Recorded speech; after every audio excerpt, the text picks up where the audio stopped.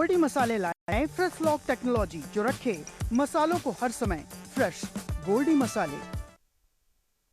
नमस्कार, खबर उत्तर प्रदेश में आप सभी का स्वागत है। मैं हूं आपके साथ गरिमा वाजपेयी। खबरों में आगे बढ़ेंगे उससे पहले एक नजर आज की हेडलाइंस पर डालते हैं। स्मार्टफोन के खतरों के प्रति सीएम योगी ने किया लोगों को सचेत। बच्चों को ना दे स्मार्टफोन, जिद्दी और डिप्रेशन के हो रहे शिकार। मकर संक्रांति पर बना विशेष संयोग। प्रयागराज में लगभग 1 करोड़ श्रद्धालु करेंगे स्नान। आज से उत्तरायण होंगे सूर्यदेव। बागपत में स्कूली बच्चों से भरे टेम्पो में ट्रक ने मारी टक्कर। टेम्पो में सवार 12 स्कूली छात्र घायल, एक की हालत गंभीर। पुलिस और ग्रामीणों ने बच्चों को रेस्क्यू किया। प्रतापगढ़ में ऑपरेशन लंगड़ा जारी। पुलिस मुठभेड़ में 2 लुटेरे बदमाश हुए गिरफ्तार। मोबाइल, तमंचा, कारतूस और मोटरसाइकिल बरामद। प्रयागराज में तालाब में डूबने से 4 की मौत। मृतकों में 1 युवक और 3 बच्चे शामिल। कुशुबा गांव में सभी रहने वाले हैं मृतक। यूपी के 15 जिलों में घना कोहरा और कड़ाके की ठंड का येलो अलर्ट जारी। मौसम विभाग ने जताई बारिश की संभावना। आप देख रहे हैं के न्यूज़, खबरों का सारथी। रुक करते हैं खबरों की ओर। सोनभद्र में विशेष सड़क सुरक्षा अभियान की शुरुआत। स्वर्ण जयंती चौक से कार्यक्रम का शुभारंभ। बिना हेलमेट चालकों को पुलिस ने दिया हेलमेट का उपहार। सड़क सुरक्षा नियमों के पालन को लेकर जागरूकता अभियान। स्वर्ण जयंती चौक से धर्मशाला तक निकला जागरूकता जुलूस। यातायात प्रभारी के शुक्ला की अध्यक्षता में चला अभियान। बड़ी जानकारी आपको हम बता रहे हैं। सड़क सुरक्षा नियमों के पालन को लेकर जागरूकता अभियान की बात सामने आई है। बड़ी जानकारी आपको हम बता रहे हैं।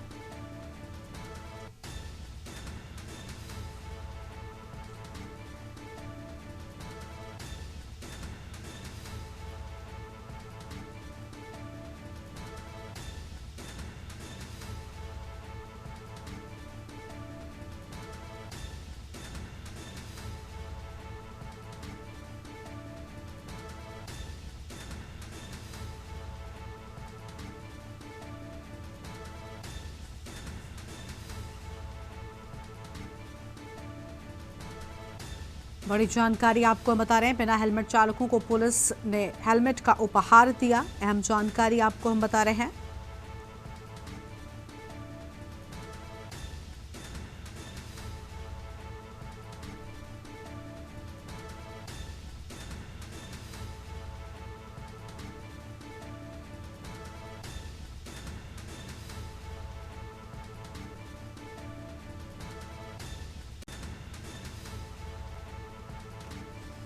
यातायात प्रभारी के शुक्ला की अध्यक्षता में चला अभियान। अहम जानकारी आपको हम बता रहे हैं। सोनभद्र में विशेष सड़क सुरक्षा अभियान की शुरुआत की बात सामने आई।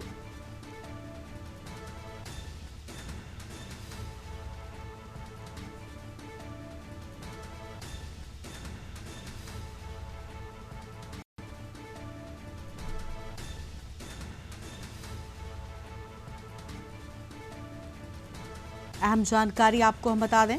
बिना हेलमेट चालकों को पुलिस ने दिया हेलमेट का उपहार।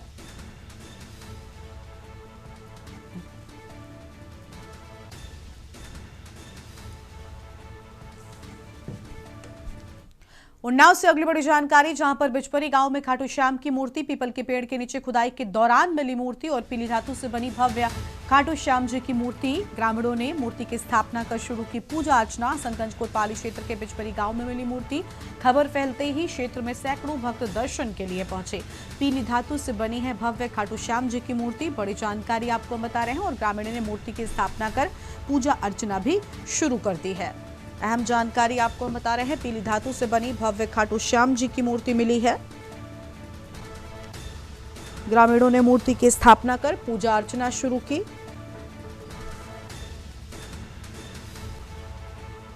हसनगंज कोतवाली क्षेत्र के बिचपरी गांव में मिली भव्य मूर्ति।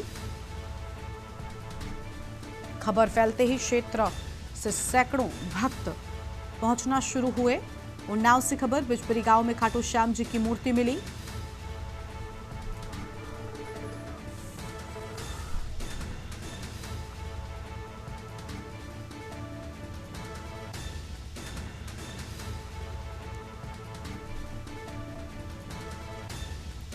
ग्रामीणों ने मूर्ति की स्थापना कर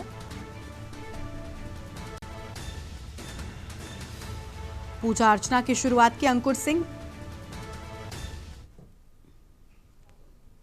ये आज 25 दिन पहले से मेरे और जब मैं सोने चलता मेरे को नींद नहीं आती, ना मेरे को सोने देते थे ना मैं खाना खाता था। जब उसको क्या बोलते, जब सोने लगूं तो ये मेरे सपने में आ जाए, बस मेरे से यही बोले कि मेरे को निकालो, मेरी स्थापना करवाओ, मैं भली जगह पे हूँ। जगह स्थान अपना सब बताते थे मेरे से। और मैं चाहे जहाँ भी देखूं मेरे यही नजर आते थे खाटू श्याम बाबा। आज 9 बजे खुदाई की, खुदाई करते हुए 1 फुट खोदा गया, बस उसके बाद में खाटू श्याम जी की मूर्ति निकल गई।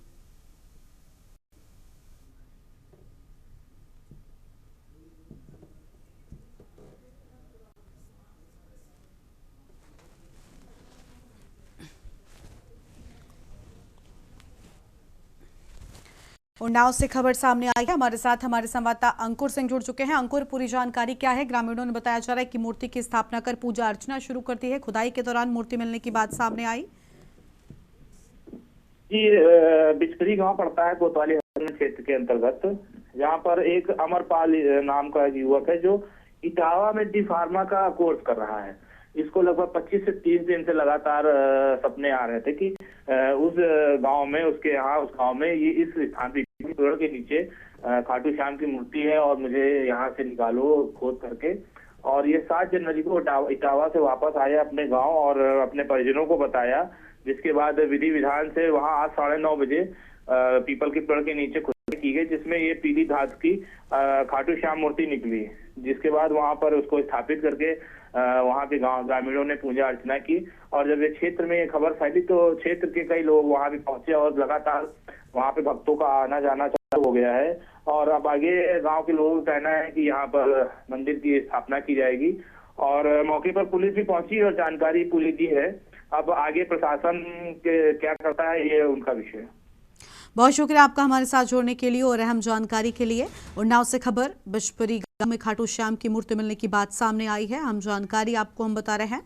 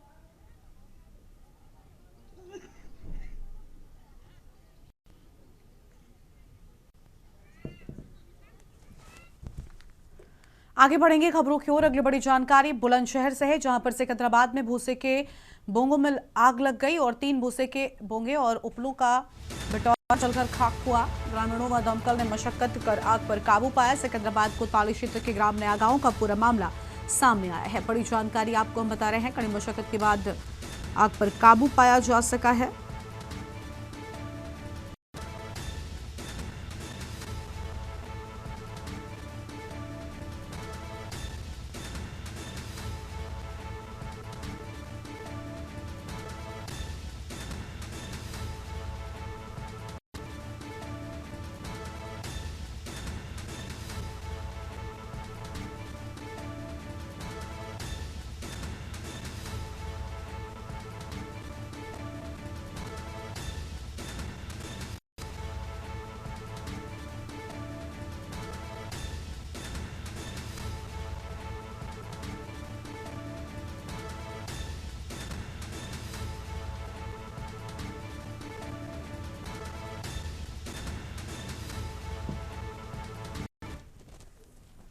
कुशीनगर से बड़ी जानकारी, जहां पर संदिग्ध स्थितियों में युवक का शव मिला। बड़ी जानकारी आपको बता रहे, गले पर कसे जाने के निशान, गला दबाकर हत्या करने की आशंका। 2 दिन पूर्व अमृतसर से घर आया था मृतक सोनू। बीती शाम घर से निकला था मृतक सोनू और सुबह पटरौना के चुचिया गेट पर मिला शव को पोस्टमार्टम के लिए भेजकर जांच में जुटी पुलिस। पटरौना कोतवाली के कसेरा टोली की पूरी घटना सामने आई है।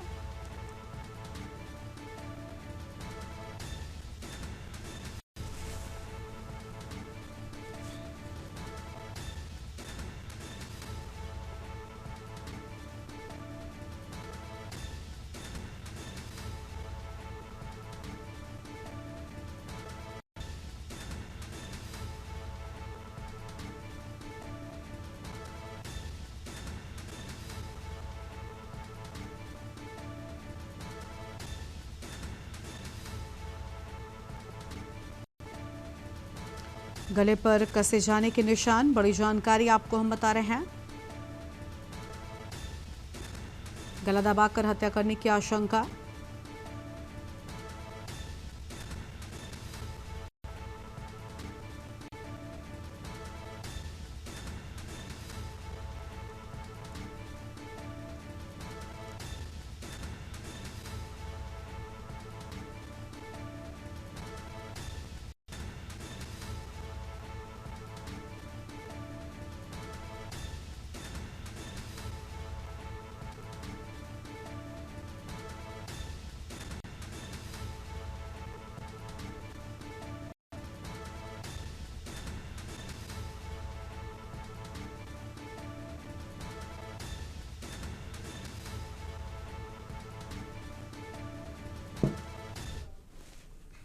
सोनभद्र के ओरा थाना क्षेत्र से एक बेहद दर्दनाक और लापरवाही को उजागर करने वाली घटना सामने आई है, जहां शौच के लिए निकले एक व्यक्ति की जान बिजली विभाग की कथित अनदेखी की भेंट चढ़ गई। सुभाष चौराहे पर लगे 2 बिजली ट्रांसफार्मर के पास जमीन पर फैले करंट की चपेट में आने से युवक की मौके पर ही मौत हो गई। यह हादसा न सिर्फ एक परिवार को उजाड़ गया, बल्कि नगर पंचायत और बिजली विभाग की सुरक्षा व्यवस्था पर भी गंभीर सवाल खड़े कर रहा है।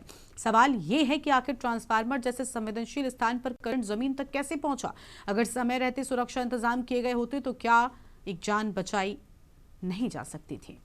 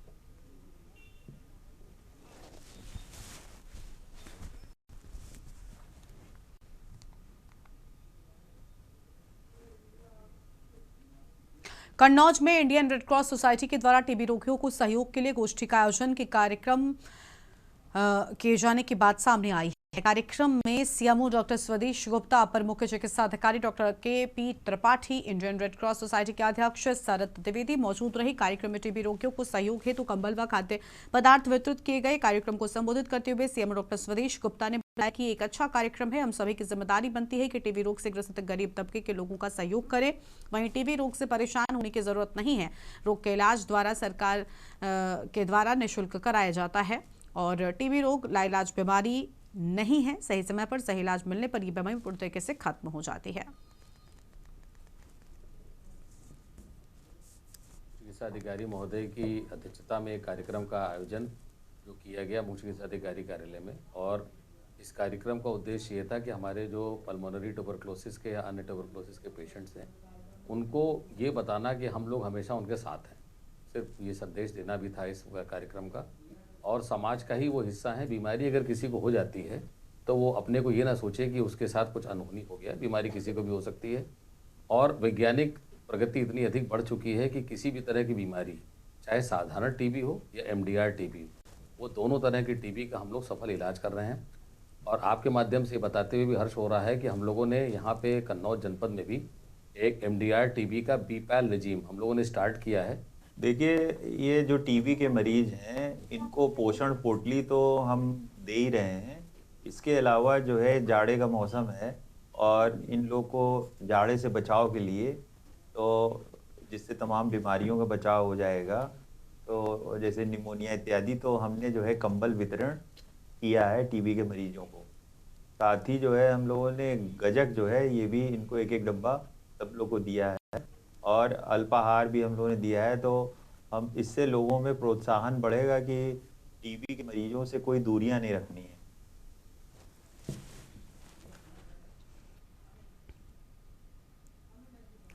और इसी खबर पर बातचीत के लिए हमारे साथ अमित मिश्रा जुड़ चुके हैं। अमित, पूरी जानकारी क्या है? रेड क्रॉस सोसाइटी के द्वारा गोष्ठी का आयोजन किया गया और कंबल व खाद्य सामग्री भी टीबी रोगियों को वितरित की गई है। ये बिल्कुल बता दें, ये जो जिस तरह की पहल हुई है टीबी रोगियों को अच्छा उपचार मिले और साथ साथ उनके साथ जो मानसिक रूप से जो कुछ व्यवहार होता है उसमें भी पॉजिटिविटी लाई जाए, तो इस तरह का एक कार्यक्रम का आयोजन सीएमओ कार्यालय में किया गया, जहां पर टीबी रोगियों को बुलाया गया और उनको कम्बल और कुछ खाद्य पदार्थ जो उनकी सेहत के लिए होते हैं वो वितरित किए गए हैं। सभी लोग यहाँ से बहुत खुश हुए दिखाई दिए हैं और कन्नौज के लिए एक बड़ी उपलब्धि भी हासिल हुई है, क्योंकि पिछले दिनों देखा गया था 100 डेज का टीबी कैंपेनिंग भी चला था।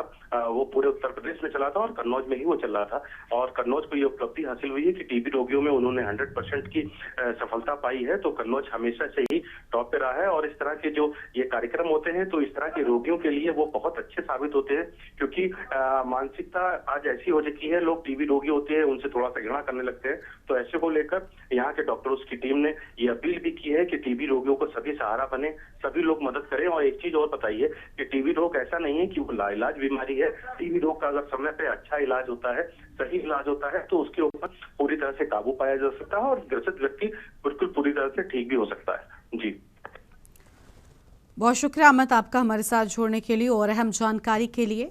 बड़ी जानकारी आपको हम बता रहे थे, जहां पर टीबी रोगियों को कंबल वितरित किए गए और इंडियन रेड क्रॉस सोसाइटी के द्वारा इस गोष्ठी का आयोजन किया गया था।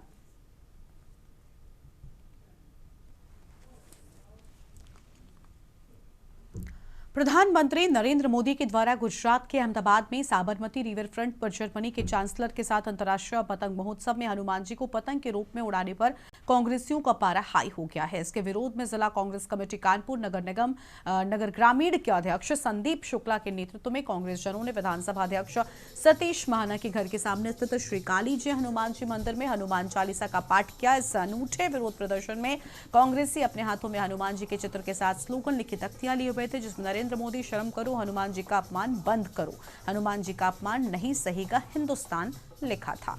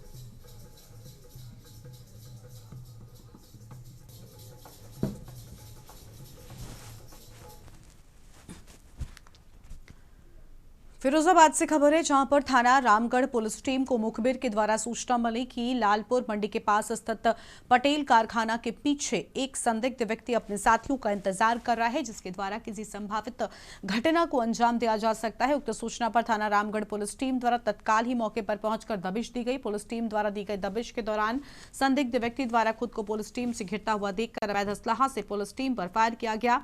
थाना रामगढ़ पुलिस टीम के द्वारा की गई जवाबी कार्रवाई में अभियुक्त के पैर में गोली लग गई, जिसे घायल अवस्था में पुलिस मुठभेड़ में गिरफ्तार कर लिया गया है।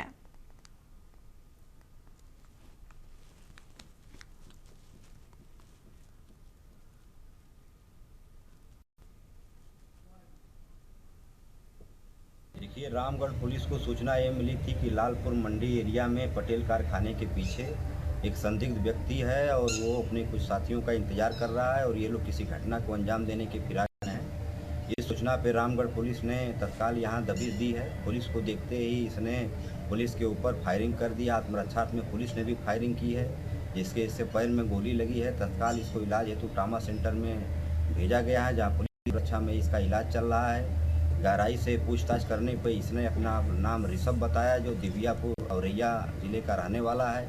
साथ ही पूछताछ में इसने ये भी बताया कि दिनांक 5 और 9 जनवरी 2026 को रामगढ़ थाना क्षेत्र में जो चोरी की घटना हुई थी, इसने अपने 4 अन्य साथियों के साथ मिलकर उस चोरी की घटना को अंजाम दिया। बांदा में 16 जनवरी से 20 जनवरी तक होने वाली बागेश्वर धाम सरकार पीठाधीश्वर धीरेन्द्र शास्त्री के हनुमत कथा और दिव्य दरबार की तैयारी जोरों शोरों से शुरू हो चुकी है। कथा के लिए भारी पंडाल लगाया जा रहा है, वहीं 5 दिनों तक चलने वाले भंडारे के लिए भी अलग से भारी पंडाल लगाया जा रहा है। कार सेवकों के रोकने के लिए भी पंडाल लगाया जा रहा है। बागेश्वर धाम सरकार की हनुमत कथा में उत्तर प्रदेश सहित अन्य प्रदेशों से लगभग 10 लाख लोगों के आने की संभावना है। उसके लिए भी जगह जगह गाड़ी खड़ी करने के लिए व्यवस्था की जा रही है।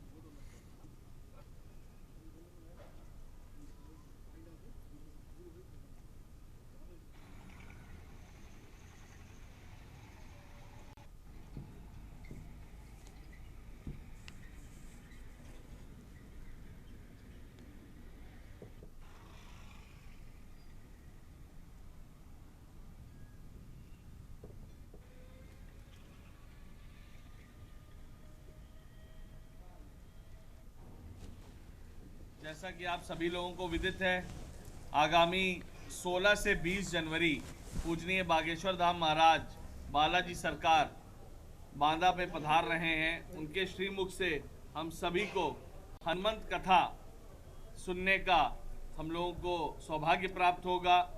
15 जनवरी 2026 यानी परसों बांदा में भव्य दिव्य कलश यात्रा का भी आयोजन होने जा रहा है। कथा कलश यात्रा सुबेरे 11 बजे से रामलीला मैदान से चालू होकर बाकरगंज चौराहा, पद्माकर चौराहा, बलखंडी नाका चौराहा, महेश्वरी देवी चौराहा, यहाँ से पूरा बाजार होते हुए बाबूलाल चौराहा में जाके राइफल क्लब मैदान में समाप्त होगी। वहाँ भंडारे का भी वितरण होगा, भंडारा प्रसाद ग्रहण करें। जैसा कि आप सभी लोगों को विदित है, में लगेगा आस्था का महाकुंभ। जी हाँ, मैं आपको बता दूं कि इस समय हम खड़े हैं बांदा के मवई बाईपास चौराहे पर, जहां 16 जनवरी से 20 जनवरी तक आस्था का महाकुंभ लगने वाला है। और यहां आने वाले हैं बागेश्वर धाम के पीठाधीश्वर धीरेन्द्र कृष्ण शास्त्री। यहाँ धीरेन्द्र कृष्ण शास्त्री की हनुमंत कथा होनी है और उसी के साथ यहाँ सजेगा उनका दिव्य दरबार, जहाँ वो लोगों की समस्याओं को सुनेंगे और उसका निराकरण बताएंगे।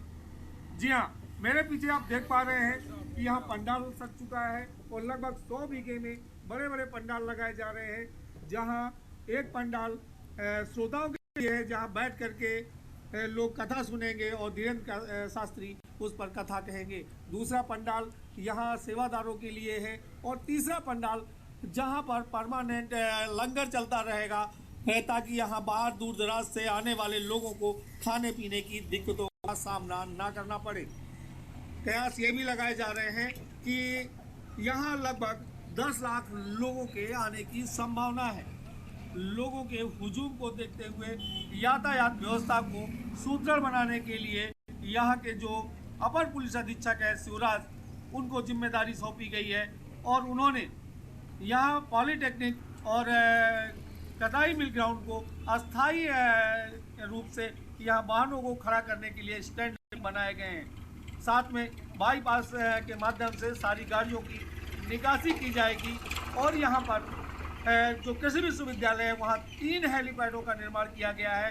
और कयास ये भी लगाए जा रहे हैं कि उत्तर प्रदेश सरकार के कई कैबिनेट मंत्री, कई मंत्री और यहाँ तक कि उप मुख्यमंत्री भी इस कार्यक्रम में शामिल होने बांदा पहुँच सकते हैं। ऐसे में सुरक्षा व्यवस्था की व्यवस्थाएं भी चाक चौबंद रहेंगी। 16 जनवरी से 20 जनवरी तक यातायात शहर में डिस्टर्ब ना हो, उसके लिए भी यातायात प्रभारी यहाँ पर लगाए गए हैं ताकि किसी तरीके की यातायात व्यवस्था में भी कोई व्यवधान ना हो। बांदा से ग्राउंड जीरो से के न्यूज के लिए भगत सिंह। बागपत से खबर है, जहां स्कूली बच्चों को ले जा रहे एक टेम्पो ट्रैवलर को पीछे से तेज रफ्तार ट्रक ने जोरदार टक्कर मार दी और ट्रक की टक्कर इतनी भीषण थी कि टेम्पो ट्रैवलर अनियंत्रित होकर दिल्ली सहारनपुर हाईवे पर पलट गया। हादसे में ट्रैवलर में सवार करीब 12 स्कूली बच्चों में से 8 से 10 बच्चे घायल हो गए, जबकि एक बच्चे की हालत गंभीर बताई जा रही है, जिसे प्राथमिक उपचार के बाद हायर सेंटर रेफर किया गया। यह हादसा शहर कोतवाली क्षेत्र के सरूरपुर गांव के पास उस वक्त हुआ जब टेम्पो ट्रैवलर बच्चों को लेकर बढ़ौत कोतवाली क्षेत्र स्थित श्रीराम इंटर कॉलेज जा रहा था। जानकारी के अनुसार टेम्पो ट्रैवलर बच्चों को बिठाने के लिए हाईवे की मिडल लाइन से साइड वाली हाईवे लेन पर आया ही था कि पीछे से आ रहे ट्रक ने उसे टक्कर मार दी और टेम्पो संतुलन खो बैठा, हाईवे पर पलट गया।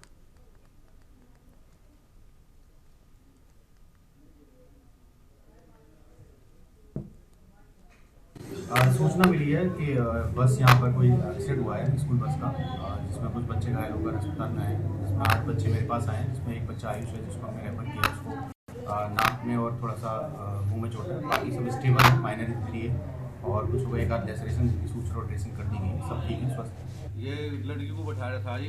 अच्छा, अब पीछे से आकर टक्कर मार दी। किसने टक्कर मारी है? कैंटर है जी शायद। अच्छा, कितने बच्चे घायल हुए इसमें? इसमें 7-8 बच्चे हो गए। अच्छा, बताते स्कूल की छुट्टी भी थी, उसके बावजूद भी बच्चों को नहीं, 9वीं से 12वीं तक की छुट्टी नहीं, 8वीं तक की तो ऑर्डर है। जिनके प्री बोर्ड चल रहे 12वीं बोर्ड। कितने बच्चे थे बस में? 10 बच्चे थे। 10 बच्चे। हुआ एक्सीडेंट कैसा है? गाड़ी खड़ी थी, लड़की को बैठा रहे थे, वो लड़की नहीं आई नीचे उतर के, नहीं तो वो लड़की बचे ही नहीं थी। जिस लड़की को बैठाए थे वो अपने घर में से निकला लगी थी, इतने टक्कर मार दी। ट्रक वाला किधर से आ रहा था? ट्रक पीछे से मारी। इस बुलेटिन में इतना ही। तमाम बड़ी खबरों के लिए आप देखते रहिए के न्यूज़ इंडिया। नमस्कार।